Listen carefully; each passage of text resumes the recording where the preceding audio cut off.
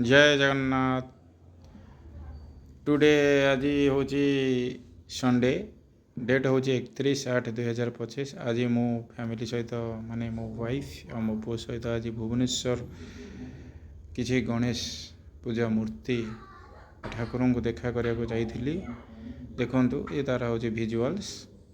ये हूँ रसलगढ़ जहाँकि 35 फुट उच्चता, पूरा ठाकुर देखापी पूरा जगन्नाथ।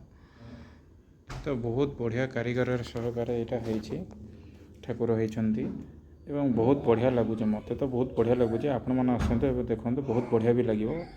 नेक्स्ट आसिले आम बड़गड़ जार उच्चता होती गणेश ठाकुर हूँ 62 फुट पाखापाखि हे, 60 ରୁ 62 फुट एवं बहुत बढ़िया कलाकृति होती ठाकुर मैंने जहाँकि माने 60 फुट है माने कम है, 60 ରୁ 62 फुट है माने बहुत है, बहुत बढ़िया है। बहुत खचाखच भिड़ अच्छी, समस्त आसन देखा करने ठाकुर को बहुत बढ़िया देखा। नेक्स्ट जीवु आम नयापल्ली नुआसाही।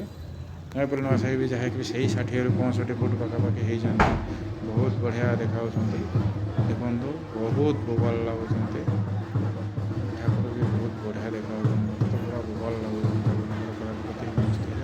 आज तो 7:30 आज 4 धाम मुवी ओडिया मुवी अनुभव सी भी आज 7:30 इनागुरेसन आसी करेंगे।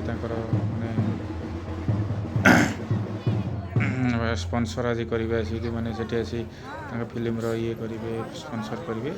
आज आसवे निश्चय अनुभव और टीम 4 धाम टीम टोटाल आसवे। बहुत बढ़िया लगे।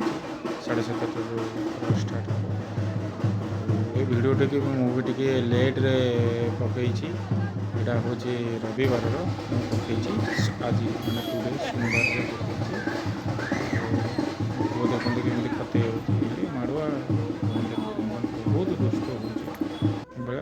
एवं ये आसीगल आम शहीद नगर जहाँकि पूरा आदिवासी तोरण जो होती आदिवासी तोरण होती और भीतर भी विजुअल भी बहुत बढ़िया होती। आप देखिए आदिवासी कलाकृति भी होती। आप देखो आदिवासी कलाकृति बहुत भल लगुच, बहुत बढ़िया लगुच। देखो सुनिश्चित आसवे देखिए। आ गोटे 2 दिन भितर विसर्जन हो ठाकुर मत लगुच। मुझे डिटेल्स बुझीनी फिर भी लगुच कहीं प्रातः छोट जी सब मूर्ति अलरेडी तो विसर्जन हो गला।